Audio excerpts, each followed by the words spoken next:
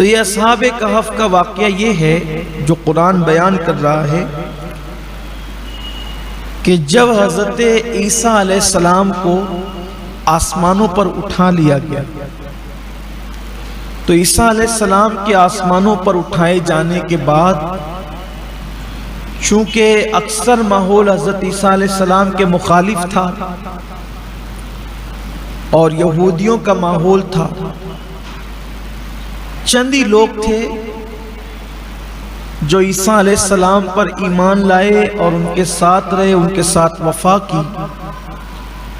ان کو حواری کہا جاتا ہے، وہ عیسیٰ علیہ السلام کے حواری تھے، یعنی ایمان کی چنگاری عیسیٰ علیہ السلام کو آسمان پر اٹھانے سے پہلے عیسیٰ علیہ السلام نے چند لوگوں کے دل میں لگا دی تھی۔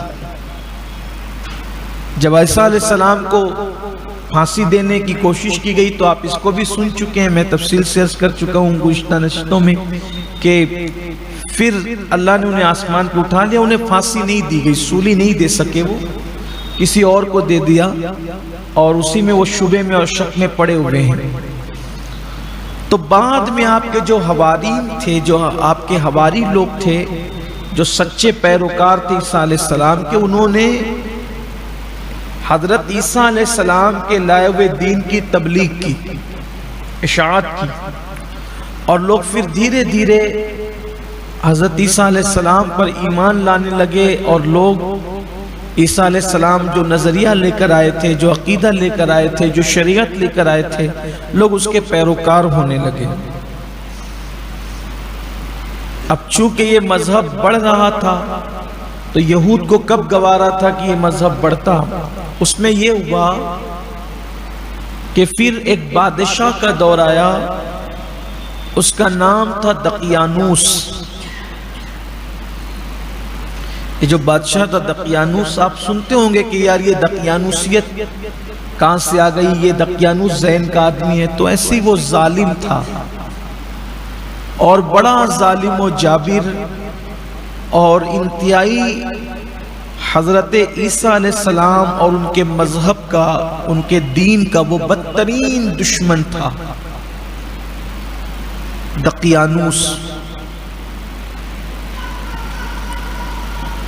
تو کرتا یہ تھا کہ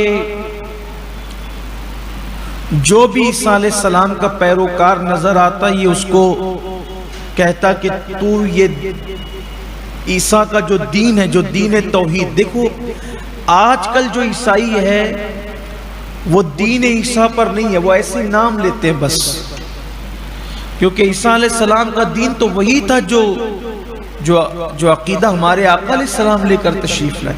ہر نبی کا عقیدہ وہی تھا، ایک ہی تھا، کوئی الگ نہیں، کوئی فرق نہیں۔ احکامات میں، شریعت میں فرق ہے، عقیدہ وہی تھا، لا الہ الا اللہ، اللہ کے سوا کوئی معبود نہیں۔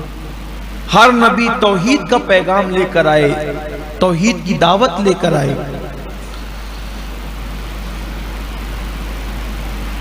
تو یہ جو دقیانوس تھا، اس کے جو بت تھے، دیوی دیوتا تھے، اس میں سے ایک کا نام تھا ڈائنا دیوی۔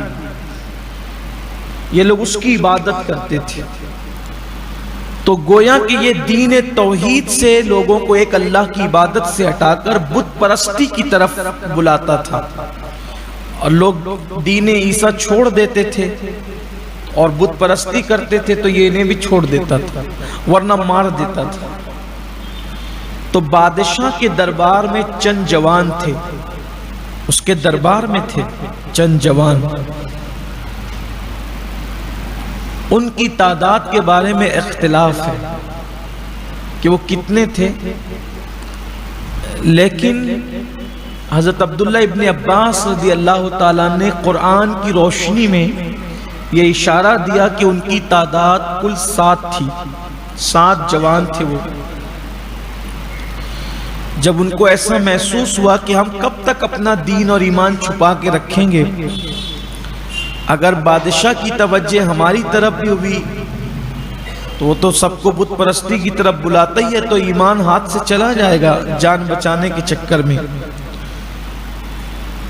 وہ بڑے عزت دار لوگ تھے، بادشاہ کے نزدیک بھی عزت دار لوگ تھے وہ،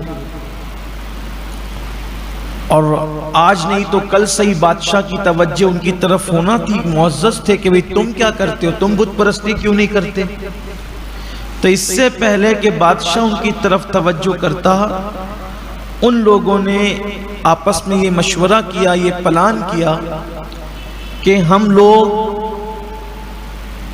اپنا جو شہر ہے، ان کا اپنا شہر، اس کا نام افسوس بتایا جاتا ہے، اس شہر کا نام، شہر افسوس چھوڑ کر ہم چلے جائیں گے اور بہت دور ہم نے نکل جانا ہے، یہاں رہنا نہیں ہے، ایمان بچانے کے لیے اگر وطن چھوڑنا ہے تو چھوڑ دیں گے، دور چلے جائیں گے، اس کی حکومت اور سلطنت سے بھی دور، جہاں ہم اپنا ایمان اور عقیدہ بچا سکیں۔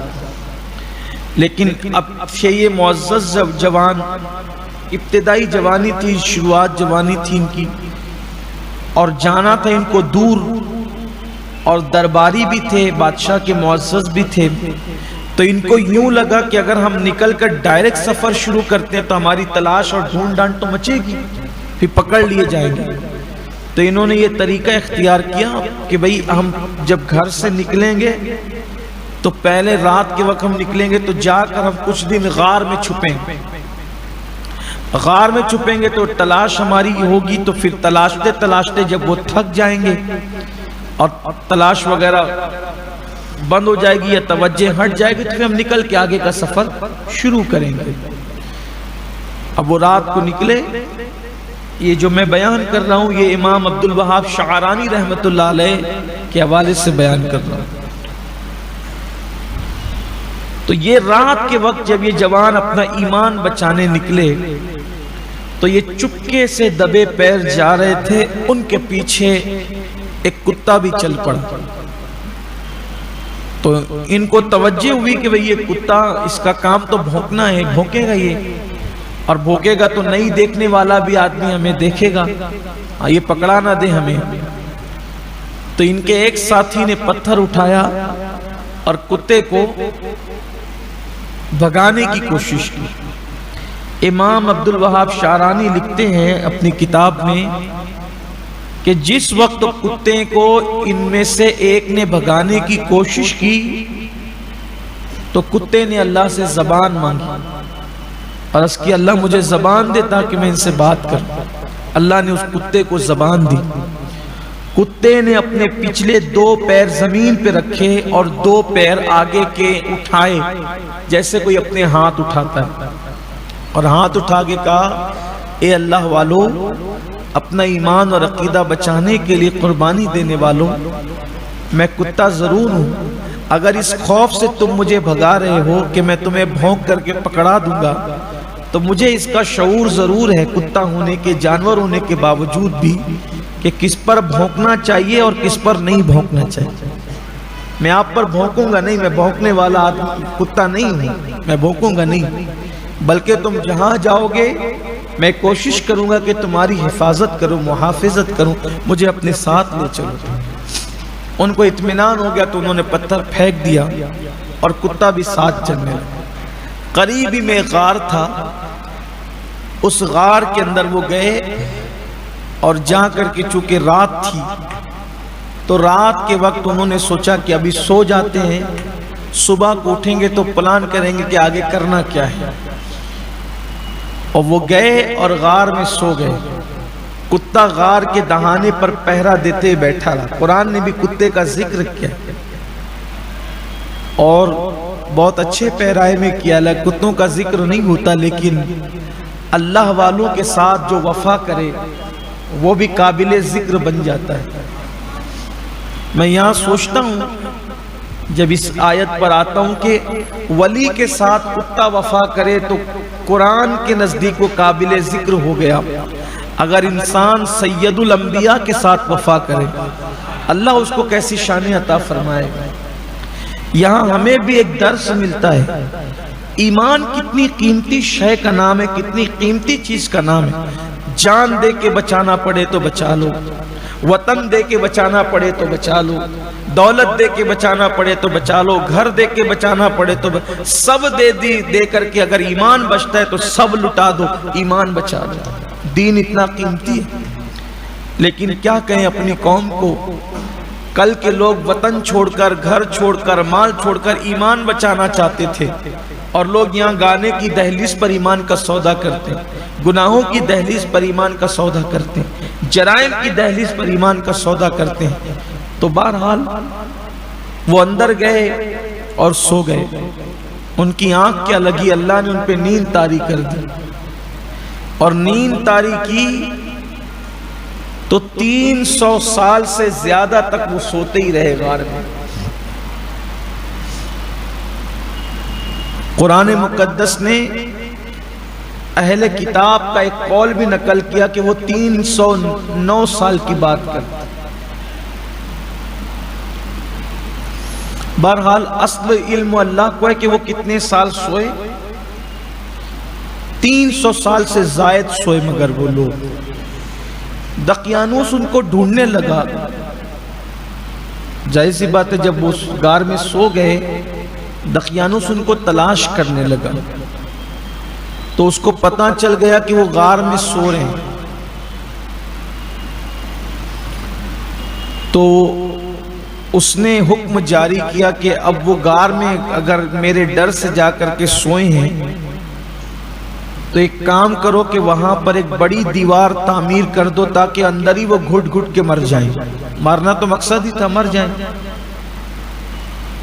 تو یہ کام جس کو سونپا گیا اتفاق سے وہ بھی مومن تھا اور تھا بادشاہ کے دربار میں، تو بادشاہ نے کہا یہ کام تم کرو۔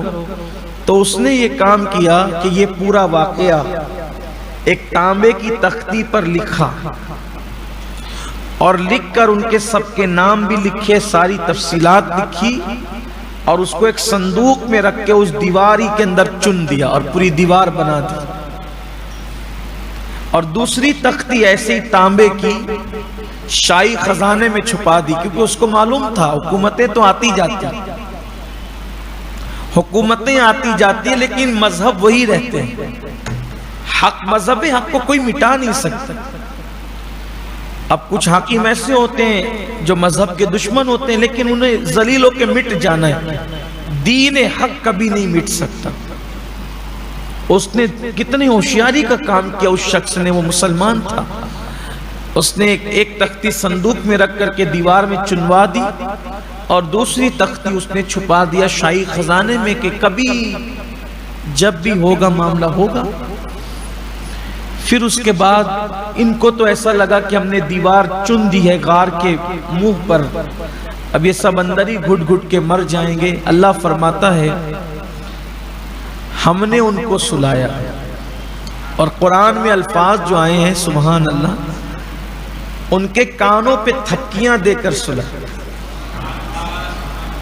یہ بچے جب نہیں سوتے ہیں نا تو مائیں ان کو کانوں پر تھپکیاں دیتی ہے تو بچوں کو نیند اچھی آتی ہے۔ قدرت کہتی ہے ہم نے سلایا کانوں پہ تھپکیاں دے کر۔ اور غار کا جو منہ تھا، اللہ فرماتا ہے جب سورج نکلتا تھا اور ڈوبتا تھا تو اس کی کرنیں غار میں نہ جائیں، تو ہم کبھی سورج کو دائیں کر دیتے تھے، کبھی سورج کو بائیں کر دیتے تھے۔ ان کے اکرام میں سورج کا رستہ بدل دیا جاتا تھا، گویا کہ ہوا جاتی رہتی تھی اس میں، روشنی جاتی رہتی تھی اس میں، لیکن سورج کی کرنیں نہیں جا پاتی تھی۔ کیوں؟ اس لیے کہ انہیں قدرت سلا رہی تھی۔ پھر دقیانوس اپنے دن پورے کرنے کے بعد مر گئے، بڑی عبرتناک موت ہوئی اس کی۔ پھر دقیانوس کے بعد بھی کئی بادشاہ آئے، وہ بھی مر گئے۔ کم و بیش 300 سال کا عرصہ یا اس سے زیادہ کا عرصہ بیت گیا۔ پھر اس کے بعد ایک نیک دل بادشاہ، دیندار بادشاہ جس کا نام بیدروس تھا، اس کی حکومت آئی۔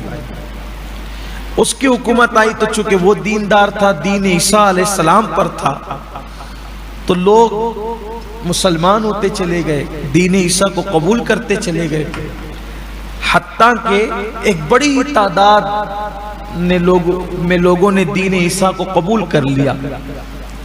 لیکن اب بھی کچھ ایسے لوگ تھے، بھئی سبھی لوگ تو سدھرتے نہیں ہیں نا، تو اب بھی بادشاہ کے دیندار ہونے کے باوجود بھی اب بھی ایسے لوگ تھے کہ جنہوں نے دین عیسیٰ کو قبول نہیں کیا تھا. تو ان میں سے کچھ لوگوں کے نظریات اور عقائد یہ تھے کہ یہ کیسے ہو سکتا ہے کہ مرنے کے بعد کوئی دوبارہ پھر زندہ کیا جائے. تو بیدروس اللہ کی بارگاہ میں گڑ گڑاتا تھا کہ مولا تقریریں ہو رہی ہے، نصیحتیں ہو رہی ہے، لیکن یہ مانتے نہیں. کوئی ایسی نشانی ظاہر کر دے کہ سب مان جائیں کہ مرنے کے بعد پھر اٹھایا جائے گا اور دین عیسیٰ کو سب قبول کر لیں. یہ ہمارے آقا علیہ السلام کی آمد سے پہلے کا واقعہ تھا. اور بیدروس ایک رات بہت گڑ گڑایا، دعا کی. اسی میں ایسا ہوا کہ ایک صبح کو اللہ نے ان سب کو بیدار کر دیا.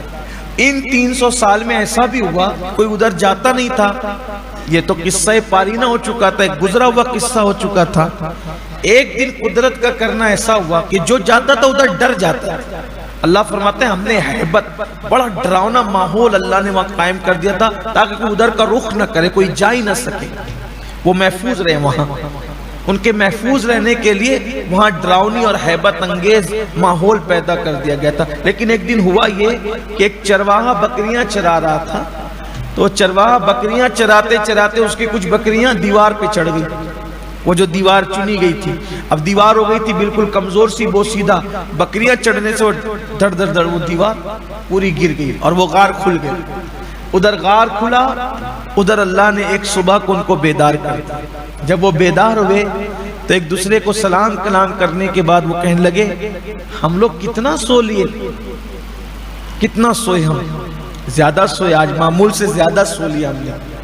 خوف زدہ تھے لیکن خوف میں کیسے نیند آ گئی، اتنی زیادہ سو لی. تو کوئی کہتا ہے بھئی ہم رات کو سوئے تھے، صبح کو اٹھ گئے، دیر سے اٹھے لیکن اٹھ گئے، اتنا ہی وقت گیا، ان کو پتہ نہیں چلا کتنا. اللہ فرماتا ہے ہم ان کی کروٹیں بھی بدلتے تھے غار میں، سال بسال ان کی کروٹیں، جیسے ہم نیند میں کروٹ بدلتے ہیں قدرت ان کو کروٹیں ہی بدلاتی تھی. اب یہاں ایک چیز آپ کو بتانا چاہتا ہوں، اپنا عقیدہ مضبوط کریں قرآن کے ذریعے سے. لوگ سوچتے ہیں یار قبر میں ہم کتنا سوئیں گے، سوتے سوتے تھک نہ جائیں گے. اللہ کے بندو جب مریں گے تو قبر میں رکھے جائیں گے. جب قیامت کے دن اٹھیں گے تو ایسا لگے گا جیسے عشاء کے بعد سوئے تھے اور فجر میں اٹھ گئے. یہاں صدیاں بیت رہی ہوگی، وہاں رات کٹ رہی ہوگی. یہ ہے قبر کی نیند. ان لوگوں نے آپس میں بات کی نا، قرآن کہتا ہے 300 سال سے زیادہ سو کر بھی کیا کہہ رہے ہیں، رات کو سوئے تھے، صبح کو دیر سے جگے لیکن کچھ زیادہ سو لیے، اٹھ گئے. اور جب تک قدرت نے سلایا تو بشری تقاضے ان کے ساتھ نہیں تھے، نہ کھانا نہ پینا کچھ نہیں، سو رہے تھے مست. لیکن جب اب نیند سے اٹھے تو بشری تقاضے بھی شروع ہوئے. کچھ دیر گزری تو بھوک لگی. جب بھوک لگی تو انہوں نے اپنے ایک ساتھی سے کہا کہ آپ غار سے نکلو اور جہاں کھانا اچھا ملتا ہے وہاں جاؤ اور کھانا لے کر کے آ جاؤ. یملیخا نام کے ان کے ایک ساتھی تھے، ان کو کہا. اور پھر ساتھ میں دوسرے ساتھیوں نے کہا دیکھو جہاں بھیڑ بھاڑ کا علاقہ ادھر سے مت جانا، خالی خالی جو علاقہ ہوتا ہے ادھر سے جانا، اور بازار میں زیادہ کسی سے ملنا جلنا دیکھ داکھ نہیں کرنا، کھانا لے کر خاموشی سے واپس آنا. اور سنو اگر کوئی تمہیں پہچان گیا، تم پہ زیادتی کی تو تم اس کو جواب نہیں دینا، چپ چاپ برداشت کرتے ہوئے آ جانا. ابھی تم اس سے بات چیت کرو گے، بحث مباحثہ کرو گے، پکڑ لیے جاؤ گے، دقیانوس پھر تمہاری وجہ سے ہمیں بھی پکڑ لے گا. جان بچانے کے لیے ایمان کھونا پڑے گا، بڑا نقصان ہوگا. اس لیے جان بھی بچے ایمان بھی بچے، اس کے لیے تم ہوشیاری کرنا. اب یہ جیسے ہی غار سے نکلے تو ان کو تو یوں ہی لگ رہا تھا کہ ہم رات سوئے اور صبح اٹھے ہیں، دیر سے اٹھے لیکن صبح اٹھ گئے. تو یہ نکلے تو نکلے میں تو جو پہاڑ کوہسار جنگلوں بیابان تو کم و بیش ویسا ہی تھا، لیکن جب بستی میں قدم رکھا تو بستی بدلی ہوئی، ساری تبدیلی تھی، سارا معاملہ چینج تھا، بدلا ہوا تھا. لوگ اللہ کی بات کر رہے ہیں، عیسیٰ علیہ السلام کی بات کر رہے ہیں، ایمان والوں کی طرح مسلمانوں کی طرح بات کریں گا۔ ارے یہاں تو نام عیسیٰ لینے پر بھی پھانسی ہو جاتی تھی، یہ لوگ بازار میں کھلے عام اللہ کا ذکر اور اس کے نبی عیسیٰ کا ذکر کیسے کر رہے ہیں؟ تھوڑا سمجھ میں نہیں آیا ماں، لیکن چونکہ انہیں کھانا لے کے جلدی لوٹنا تھا کہ پکڑ نہ لیے جائیں، تو پھر انہوں نے یہ کیا کہ وہ نانوائی کے یہاں کھانے کی دکان پہ گئے، بھٹیارے کے پاس، اور اس سے کھانا مانگا، کھانا لے لیا۔ کھانا لینے کے بعد اب وہ جیب سے جو پیسے نکال کے دیے تو اس نے تو الٹ پلٹ کر دیکھنا شروع کیا، کبھی پیسے دیکھتا کبھی اس کا منہ دیکھتا، یہ کیا ہے؟ تو کہا کہ کون ہو تم؟ کبھی آپ کون کیا ہو یہ تحقیق نہ کریں، آپ پیسہ لیں کھانا دیں۔ تو کہا یہ تو بہت پرانا سکہ ہے، اس سکے کو بند ہوئے 300 سال سے زیادہ کا عرصہ بیت رہا ہے۔ نہیں بھائی کل کی بات ہے، کل تو ہم اپنے شہر سے نکلے تھے اور ہم تو اور کہیں نہیں گئے بس۔ تو کہا ضرور تیرے ہاتھ کوئی پرانا شاہی خزانہ لگا ہے، یہ دقیانوس کے دور کا ہے، اور دقیانوس کو مرے ہوئے برسوں بیت گیا۔ مر گیا دقیانوس؟ اب وہ مرا، اس کے بعد کہیں بادشاہ مر چکے ہیں، کون سی دنیا میں ہے تو جوان ہے اس وقت، تو جھوٹ بول رہا ہے۔ کہا میں جھوٹ نہیں بول رہا ہوں۔ تو یہ بحث و مباحثہ میں آس پاس کے سارے دکاندار جمع ہو گئے، تو اس دکاندار نے اپنے ساتھی سے کہا دیکھو یہ کون سا سکہ لے کر کے آیا؟ تو کہا ضرور اس کے ہاتھ خزانہ لگا، پکڑ کر شہر کا جو حاکم تھا اس کے پاس لے گئے۔ تو حاکم نے کہا سچ بتا، تجھے عیسیٰ علیہ السلام کے سچے دین کا واسطہ سچ بتا۔ ارے حاکم بھی دین عیسیٰ کی بات کر رہا ہے۔ تب ان کو اطمینان ہوا کہ معاملہ کچھ اور ہے، تو انہوں نے بتایا دیکھو دقیانوس کہاں ہے؟ کہا وہ مر گیا، اس کو مرے ہوئے 3 صدیاں بیت گئی، اس کے بعد کئی بادشاہ مر گئے، اب دقیانوس کا کوئی نام لینے والا بھی نہیں ہے، یہاں حکومت تو بیدروس کی ہے۔ تو انہوں نے کہا ہم لوگ کل رات دقیانوس کے خوف سے اپنا ایمان بچانے کے لیے سفر کرنے لگے، تو غار میں جا کے چھپے، رات کو سوئے صبح اٹھ گئے اور یہ سارا معاملہ ہو رہا ہے، دیکھو میرے ساتھی وہاں موجود ہے، چل کر کے دیکھو۔ تو ان کو یاد آیا کہ وہ جو نیک آدمی تھا جس نے دیوار بنائی تھی، اس نے ایک صندوق میں ساری داستان رکھی تھی، اور یہ واقعہ تو لوگوں میں تھا کہ کچھ لوگوں میں تھا کہ کبھی ایسا ہوا تھا اور ایسا دیوار چن دی گئی تھی، جب آئے تو دیوار ٹوٹی ہوئی تھی، صندوق نکالا تو نام بھی اس میں تھے، واقعہ پورا تھا۔ لیکن پوری بھیڑ اکٹھا ہو کر کے یہ یملیخا کے ساتھ شہر کا حاکم بھی اور سب چلے، دور سے بھیڑ کا شور سن کر یہ سب کے سب کہنے لگے یملیخا پکڑا گئے اور اب کیا ہوگا؟ تو وہ استغفار کرنے لگے، کلمہ پڑھنے لگے کہ اب آخری وقت ہمارا آ گیا، جان دینا ہے لیکن ایمان نہیں دینا۔ لیکن جب وہ سب ساتھ میں آئے تو سارا معاملہ کھلا، تو پتہ چلا کہ دقیانوس تو کب کا مر چکا اور ہم 300 سال سے زیادہ تک سوتے رہے، یہ اللہ کی نشانی تھی۔ جب یہ معاملہ ہوا تو حاکم نے بادشاہ کو بھی اطلاع دی، بادشاہ بھی اپنی فوج لے کر کے آ گیا، اور پھر لوگوں پر ایک مرتبہ یقین پختہ ہو گیا کہ اللہ مرنے کے بعد پھر اٹھائے گا۔ پھر ان سب لوگوں نے بادشاہ کو دعائیں دی، ملاقات کی، اور پھر ان لوگوں نے کہا کہ اب ہم یہ چاہتے ہیں کہ آپ لوگ کے ساتھ نہ رہیں، ہم جہاں تھے وہاں چلے جائیں۔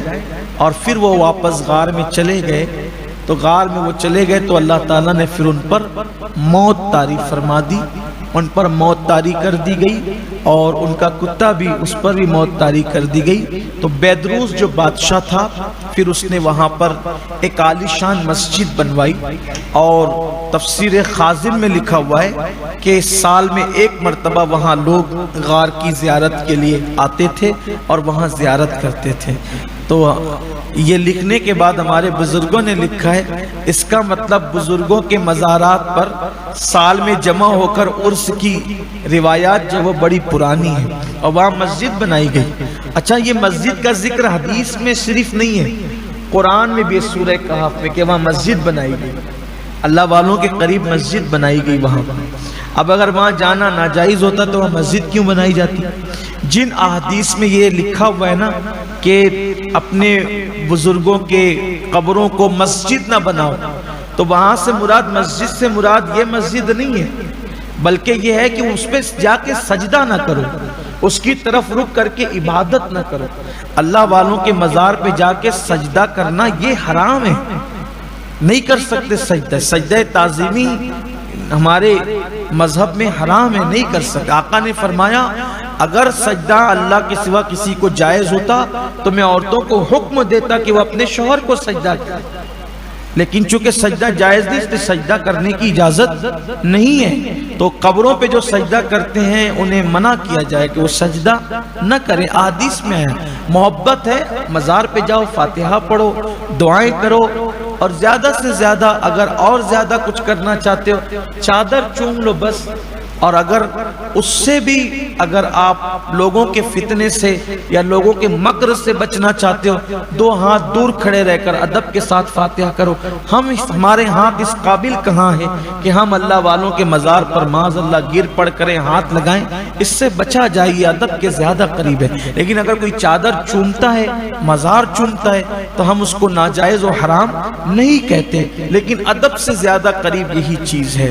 پھر اس کے بعد اللہ تعالیٰ نے ان پر جو ہے وہ موت تعریف فرما دی، اور بعض بزرگوں نے یہ بھی لکھا ہے کہ جب اللہ کے رسول صلی اللہ علیہ وآلہ وسلم معراج کی شب معراج پر تشریف لے گئے تو یہ اصحاب کہف کے لوگوں کو حضور علیہ السلام نے زندہ فرمایا پھر سے، اور انہوں نے حضور علیہ الصلوۃ والتسلیم کا کلمہ پڑھا، اور کلمہ پڑھ کے وہ حضور کی امت میں بھی شامل ہوئے۔ یعنی یہ بھی بات بیان کی جاتی ہے۔ یہ تھا اصحاب کہف کا واقعہ جو میں نے اختصار کے ساتھ عرض کیا۔